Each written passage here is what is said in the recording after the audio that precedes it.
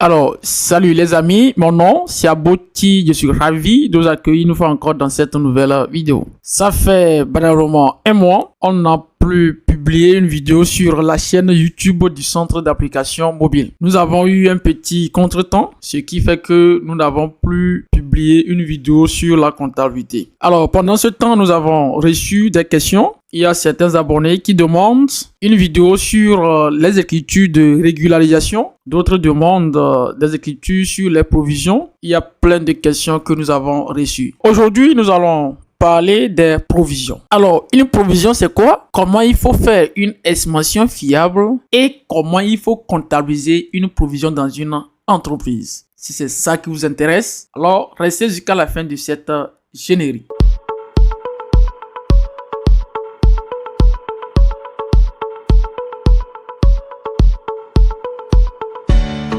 Commençons déjà par la définition d'une provision. Une provision, c'est quoi? Les provisions, ce sont des charges futures probables dont le montant et l'échéance ne sont pas encore définis. Pour mieux expliquer, nous allons prendre une illustration. Prenons une entreprise dénommée Imo Group qui est spécialisée dans les immobilisations. Imo Group doit livrer une marchandise à son client au plus grand délai le 31 juillet 2024. Alors, compte tenu de certaines imprévus, Imo Group n'a pas pu tenir à sa parole jusqu'à arriver au 31 septembre 2024. Le client est parti saisir Imo Group au niveau de la première juridiction. Imo Group a répondu. La première juridiction a condamné Imo Group de payer les dommages et intérêts à son client. La valeur des dommages et intérêts se lève à 1 200 000. Alors, Imo Group n'est pas d'accord sur ce montant. Il interpelle son client au niveau de la justice. La justice n'a pas tranché l'affaire jusqu'au 31 décembre, alors que l'entreprise doit clôturer son exercice et procéder à l'élaboration de l'état financier. Alors, le comptable de cette entreprise ne peut pas laisser en marge le montant des dommages et intérêts que la première juridiction lui a infligé. Donc, il doit comptabiliser une provision. C'est-à-dire, le montant n'est pas connu clairement et la date où l'entreprise doit décaisser ce montant pour régler le dommage et intérêt à son client n'est plus connu. Mais c'est probable que l'entreprise va faire sortir l'argent pour payer les dommages et intérêts à son client. Alors, on parle des provisions. Après avoir connu qu'est-ce que c'est qu'une provision, nous allons maintenant entamer quelles sont les règles qu'il faut avant de comptabiliser des provisions dans une entreprise. Comme première règle, nous avons une contrainte entraînant un fait générateur dans l'exercice. Selon le principe de la spécialisation de l'exercice, l'entreprise doit clôturer son exercice au 31 décembre et doit débuter au 1er janvier de l'année. La contrainte qui va entraîner la provision doit se produire dans cet intervalle. Donc voilà la première règle qu'il faut avant de comptabiliser une provision. Parlant des contraintes, nous avons deux types. Nous avons les contraintes juridiques et nous avons les contraintes implicites. Exemple d'une contrainte juridique. Lorsque l'entreprise donne des garanties à ses clients et que ces garanties sont mentionnées sur les factures, alors c'est une contrainte juridique qui doit pousser le comptable à enregistrer les provisions. Car lorsque les produits livrés à ses clients ne fonctionnent pas, le client peut ramener tout simplement ses produits et que l'entreprise a une obligation de remplacer ces produits de façon gratuite. Donc, c'est une contrainte juridique qui oblige en ce moment l'entreprise qui donne les garanties de comptabiliser des provisions. Ensuite, comme autre exemple juridique, il peut y avoir une loi dans un pays qui oblige les entreprises à décaisser un montant pour leurs salariés lorsqu'ils seront en retraite. Alors, ça aussi, c'est un exemple juridique qui va obliger les comptables à enregistrer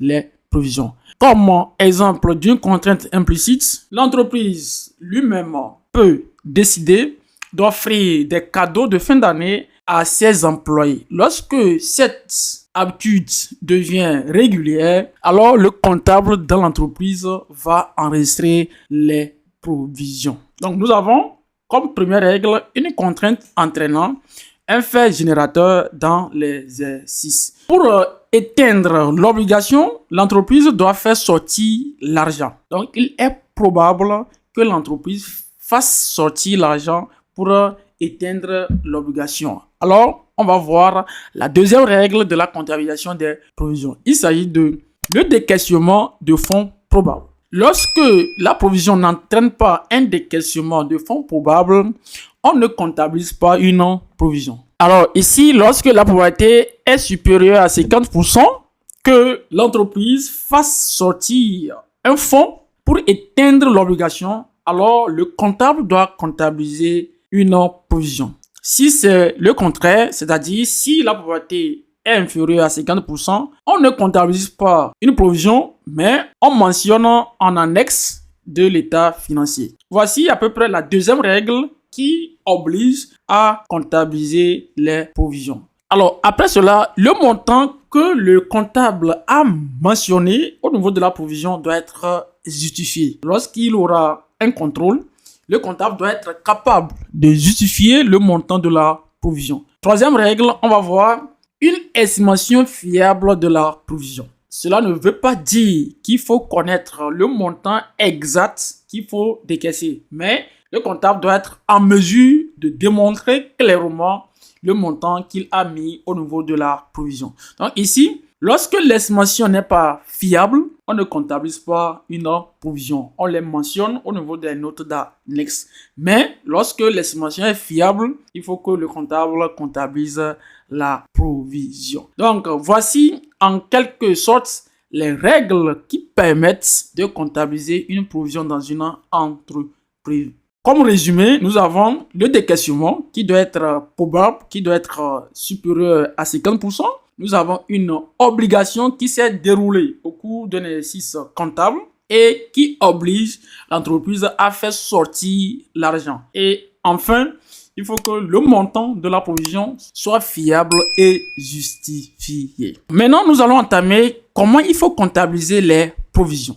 Les provisions, nous avons deux grandes familles. Nous avons les provisions à long terme et les provisions à court terme. Si nous prenons les provisions à long terme, comment il faut les comptabiliser? Pour les provisions à long terme, le comptable doit passer l'écriture de provision en faisant quoi? En débitant le compte 6911, 6971, 854 et créditer le compte 19. Alors ici, nous avons rassemblé les écritures qui peuvent intervenir lorsqu'il s'agit d'une provision à long terme. Et le libellé est suivant la provision. Maintenant, lorsqu'il s'agit de provisions à court terme, on distingue deux. Si il s'agit de provisions d'exploitation à court terme, alors le comptable doit débiter le compte 6591 et créditer le compte 499 points. Et c'est suivant la provision. Maintenant, lorsqu'il s'agit d'une provision à court terme financier, qu'est-ce que le comptable doit faire? Il doit débiter le compte 6791 et créditer le compte 599. Voilà comment il faut comptabiliser les provisions. Après avoir comptabilisé les provisions, ça peut arriver que les provisions déjà comptabilisées connaissent des modifications. Ça veut dire quoi? Comme c'est une provision, on n'a pas encore connu le montant, ni la date qu'il faut décaisser le montant. Cette provision peut connaître une modification. C'est-à-dire, ça peut avoir une hausse ou une baisse. Alors, nous allons voir les écritures de réajustement des provisions. Alors, s'il s'agit d'une provision à long terme et que la provision augmente, on repasse l'écriture de l'augmentation des provisions en débitant les comptes déjà vus en amont, c'est-à-dire le compte 6791, 6971 et 854 et créditer le compte 19. Maintenant, si la provision connaît une baisse, qu'est-ce qu'il faut faire? Il faut maintenant débiter le compte 7911, 7971 et 864 au crédit de 19. Et il s'agit de baisse de provision. Maintenant, lorsqu'il s'agit d'une provision à court terme et qu'il s'agit d'une provision d'exploitation, qu'est-ce qu'il faut faire? Il faut débiter le compte 6591 et créditer le compte 499. Mais si c'est le contraire, il faut débuter le compte 75,91 et créditer le compte 499. Maintenant, s'il s'agit d'une provision à court terme, mais financier, qu'est-ce qu'il faut faire? Si c'est une augmentation, il faut débuter le compte 67,91 et créditer le compte 599. Et s'il s'agit d'une baisse, nous devons débuter le compte 77,91 et créditer le compte 599. Alors voilà les écritures qui interviennent lorsqu'il s'agit de réajuster la provision que vous avez déjà comptabilisée dans la base. Maintenant, nous allons voir la décomptabilisation des provisions. Alors, lorsqu'il y a une disparition de l'obligation ou le risque, la provision antérieure constituée est reprise. Maintenant, si la charge intervient, on comptabilise au débit du compte approprié. Si c'est charge ordinaire, on va débuter la classe 6. Et si c'est charge hors activité ordinaire, on va débuter le compte 8. Voilà ce que nous pouvons dire au niveau de la provision. Maintenant, pour rendre de façon pratique, nous allons prendre une application pour mieux comprendre tout ce que nous avons dit en amont. Alors, comme application, on dit, vous êtes comptable dans l'entreprise Creativity Commercial Mind qui opère dans le commerce général, spécialement dans l'achat puis la revente des produits électroménagers. Pour être compétitive sur le marché, Creativity Commercial Mind offre à ses clients une garantie de 2 mois sur les articles vendus. En cas de retour pour défaut de fonctionnement, le produit est changé gratuitement par un autre tout neuf. Cette garantie est inscrite sur les factures de vente et remise au client. Sur la base des observations faites par expérience, la probabilité qu'il ait un retour est la suivante. Dans 70% des cas, il n'y a pas de retour des articles vendus. La probabilité qu'il ait un retour de défaut majeur est de 20%. Il y a une probabilité de 10% pour un défaut mineur. Le coût du défaut majeur en moyenne est de 1200 par article endommagé et celui d'un défaut mineur est de 300 francs. Au cours de l'exercice 2024, l'entreprise a expédié et facturé 900 articles. À la fin de l'année, le service commercial a constaté une baisse des retours d'articles pour défaut de fonctionnement de 45 millions. TAF. En se basant sur vos compétences en comptabilité, comptabilise la provision de votre entreprise. Alors voilà l'application qui va nous permettre de mieux cerner la provision, comment il faut les comptabiliser. Alors, comme solution, d'abord, il faut déterminer le montant de la provision. Pour déterminer le montant de la provision, nous devons prendre le pourcentage qu'il n'y a pas de retour, multiplié par le nombre d'articles vendus, multiplié par 0. C'est ça qui se trouve ici. Donc, ça fait 70% multiplié par le nombre d'articles vendus, multiplié par 0. Parce que là-bas, il n'y a pas de retour. Maintenant, au niveau des cas majeurs, pour qu'il y ait retour, c'est 20%. Là, il faut prendre les 20%. Multiplié par le nombre d'articles vendus, multiplié par la valeur qui est 1200 francs. Ensuite, on va maintenant voir le cas mineur qui est de 10%. On va prendre ça multiplié par le nombre d'articles vendus, multiplié par la valeur qu'on peut remplacer. Ce qui va nous donner une provision de 243 millions. Alors, comme écriture, qu'est-ce que le comptable va faire? Il va débuter le compte 69,11 et créditer le compte 192. Il s'agit de provision de garantie du client. Alors, ensuite, l'exercice nous a dit que le service commercial a constaté une baisse. Alors ici, qu'est-ce que le comptable doit faire? Il va déterminer le montant de la reprise en prenant la différence entre la valeur de la provision déterminée et le montant de la baisse. Donc ici, dans notre cas, ça fait les 243 millions moins 45 millions. Ce qui va donner une reprise de 198 millions. Alors comme écriture, qu'est-ce que le comptable va faire? Il va maintenant débuter le compte 192 et créditer le compte 79,11 et les deux vont prendre le montant de 198 millions.